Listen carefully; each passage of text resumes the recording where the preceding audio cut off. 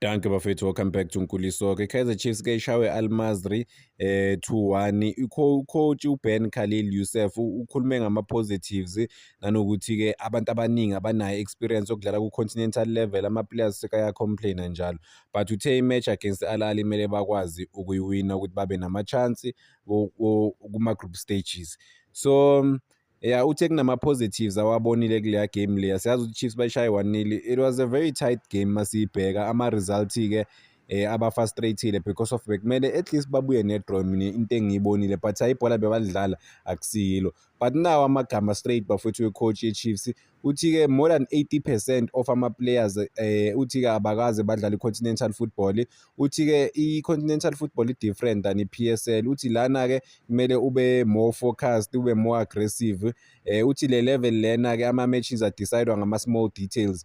If-ke uluza i-concentration even 1 second uyaconsider. I think la bekumele ayisho straight asho ukuthi umuntu obakhoste igame uyinasho Miguel. Lento lokunesa ama-feelings umuntu ohola 300 and something thousand ayikho. Concentration obviously-ke bayiluzile sibonile. I don't know if i-concentration or ukurelaxa or yini, but-ke baluze akukho mnandi leyo abaluze igame. Obviously-ke despite na i-statement, despite ama-results angabe right, uthi ucoach wabo uthi-ke umebheka i-performance yama-player uthi baya-deserve mhlampe leyo draw. Uthi but kumele bafunde from ama-mistake wabo, ba-analyze ama-game, babheke ama-positives nama-negatives and baqhubeke ngokusebenza. But masibheka igame yonke, imaphi ama-positives esingawabala laphana, because they didn't wanna play, they were defensive, they didn't play at all. Like egame ngishilo kodwa ngathi bazozama ukuthola i-draw kuphela lapha, cause they focus on ispeed lesibe, bafuna ukurely ku-speed saka-Solomons. uSolomons akabanikanga lutho, uKorile ukora akabanikanga lutho. Mangithi akabanikanga lutho ngichaza ukuthi uSolomons njalo siyamazi ukuthi ispeed sakhe usisebenzisa kahle ukuya phambili, but-ke he was not driving forward that much. Zange simbona penetrate iy'paces kakhulu ukwazela ulishaya igoli, but-ke ama-runs wakhe agude lawo esiwajwayele angakanani esiwabonile kuleya game le. Asiqhubeke ngestatement sakhe laphana ucoach. Uthi iZamalek is one of the best teams e-Africa. Uthi bane-experience enkulu laphana ku-continental competition. Uthi kuzoba igame enzima kakhulu against iZamalek, but uthi if bafuna ukuqualifya as i-Chiefs akumelanga benze ama-mistakes laphana e-home. Uthi badinga ukuwina ama-game wabo wase-home, ba-collect even more points away. So away, yeah, i-draw away ayikho bad, to be honest, but bahlulekile. I think when you look at the game, Al Masry might be maybe the weakest team egroupini, but they failed ukuthola ama-point against Al Masry, because mangibheka igame eZesco neZamalek beyinzima kakhulu, and they are more aggressive abafana beZesco, but still bashawe iZamalek. So kuzoba njani-ke i-Chiefs medlala neZamalek, but ama-match awafani, ne-preparation ayifani. Kuzoya nge-team or nge-Chiefs ukuthi iplana kanjani against iZamalek, cause but-ke igame izodimanda more than lamagame abake bawadlala. Cause i-coach eZamalek angazi bathe ba-celebrate-ani, so kumele ku-important ukuthi bawawine lamagame lawo. Bashawa i-Chiefs, i-coach yabo uyazi ukuthi umsebenzi ungaphela nje ngendaba yokuthi ishawe i-Chiefs. So uyazi ukuthi kubaluleke kangakanani ukuthi ayishaye i-Kaizer Chiefs. But-ke mekhuluma ucoach laphana meyivala ukuthi ukudlalela laphana ePolokwane kungabanikani for bona, uthi i-platform e-right kakhulu noma indawo e-right kakhulu ukuthi ba-responde positive, ba-responde kahle. Uthi-ke uthi bayawazi ama-fans wabo, uthi-ke bayasazi laphana i-stadium noma i-ground. Uthi uyazi ukuthi kuzoba full, abantu bazobe bagcwele bephume in big numbers. Uthi support nje ama-fans means everything. Uthi-ke uthi I hope next weekend bazokwazi ukuwina and babeke ku-better position ku-group yabo. Ukushaya iZamalek would be a good or noma a great turning point for i-Chiefs. Bazokwazi ukuyishaya iZamalek, sazi-ke mabangekho decisive abafana ukuthi bazoyishaya kanjani iZamalek, because of I think yabona iZamalek-ke inama-tricks amaningi-ke leya team-ke, udoti futhi bashaya igoli khohlwane. Ngeke nisalithole igoli, to be honest, ngeke nisalithole, cause bolala bawestana nesikhathi balwe no-Revlin, aggressive, bazama amaqhinga, kiwa le nale.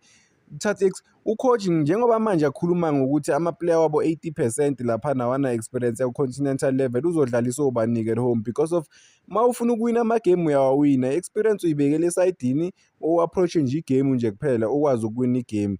Udinga ama-player amisela afunayo ukudlala kuphela. So the players didn't look like they wanna play, they wanna die for the team inside the field of play.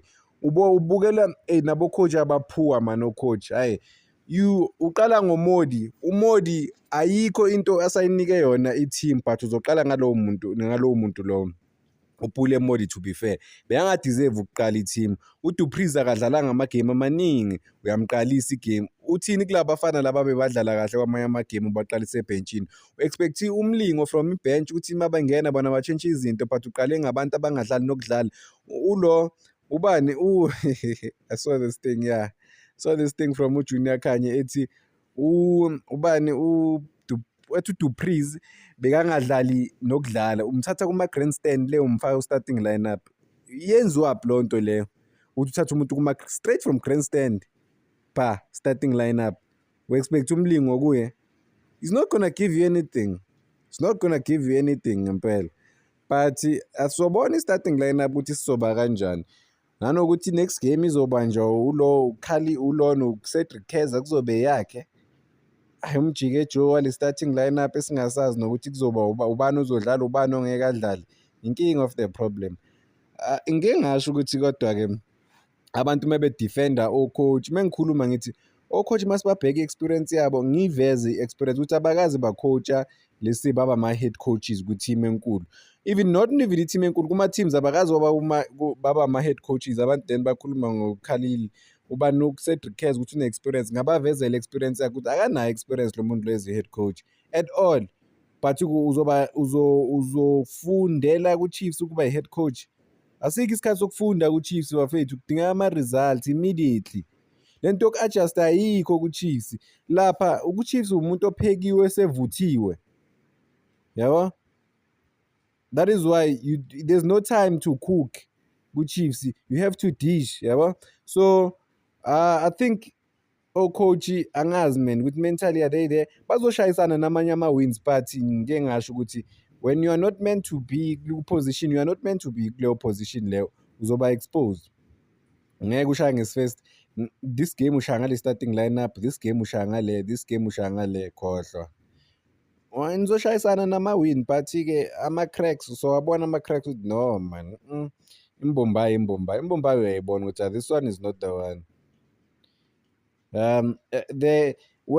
I-management, they are fully behind coach, but I don't know who to blame ngempela. But-ke siyazi ukuthi i-season is still young, saqeda ukuqala i-season, kusadlala 10 games 12 games ku-Betway Premiership lapho ku-continental level, but bafuna ukuyiwina but bashawa i-Al-Masri. Defense yabo labantu abakumele baba ama-senior players yibo ababheda kakhulu. Imagine, rather just play with youngsters, they are more hungry than labantu enithi ama-senior players. Ngathi abanye basana ama-contract ukuthi badlale njalo noma kungamelanga badlale, kanti no, play other guys, play the youngsters. Bazama abafana, bayahlulekela if bayahluleka, than ukuthi uloku ubhilivela kubantu obonayo ukuthi abayiniki lutho i-team at the moment. Cela ukuyibamba lana kwamanje bafethu ngoba zipheli, ngizophinde ngibuye. Danko.